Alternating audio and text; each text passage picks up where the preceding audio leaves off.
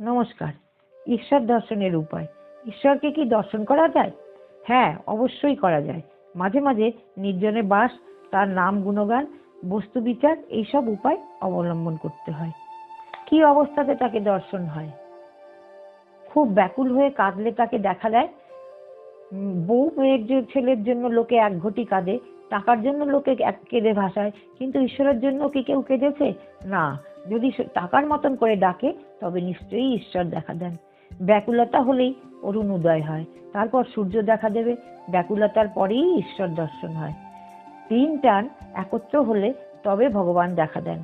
বিষয়ীর যেমন বিষয়ের উপরে, মায়ের সন্তানের উপরে, আর সতীর পতির উপরে টান, এই তিন টান যদি কারো একসঙ্গে হয়, সেই টানের জোরে ঈশ্বরকে লাভ করতে পারে। কথাটা এই, ঈশ্বরকে ভালোবাসতে হবে।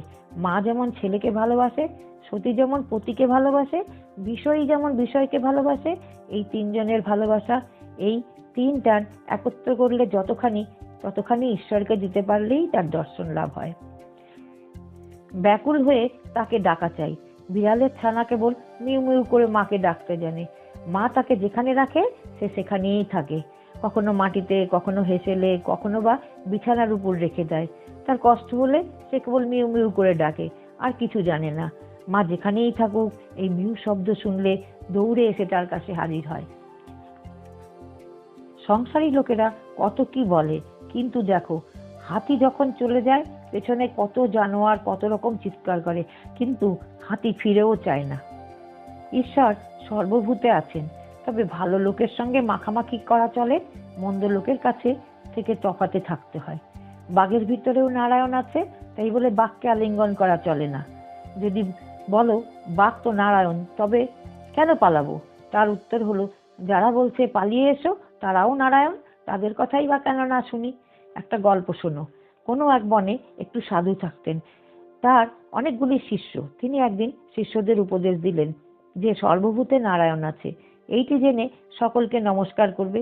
একদিন একটি শিষ্য হোমের জন্য কাঠ আনতে বনে গিয়েছিল। এমন সময় একটা রব উঠল, কে কোথায় আছে, পালাও পালাও, একটা পাগলা হাতি যাচ্ছে। পালিয়ে গেল, সবাই পালিয়ে গেল, কিন্তু শিষ্যটি পালালো না। সে জানে যে হাতিও নারায়ণ, তবে কেন পালাবো? এই বলে সে দাঁড়িয়ে রইল, নমস্কার করে স্তবস্তুতি করতে লাগলো। এদিকে মাহুত্য চেঁচিয়ে বলছে, পালাও পালাও। শিষ্যটি কিন্তু তবুও নড়ল না। শেষে হাতিটা সুরে কুড়ে তুলে তাকে নিয়ে একধারে ছুঁড়ে ফেলে দিয়ে চলে গেল। শিষ্য ক্ষতবিক্ষত হয়ে অচৈতন্য হয়ে পড়ে রইল।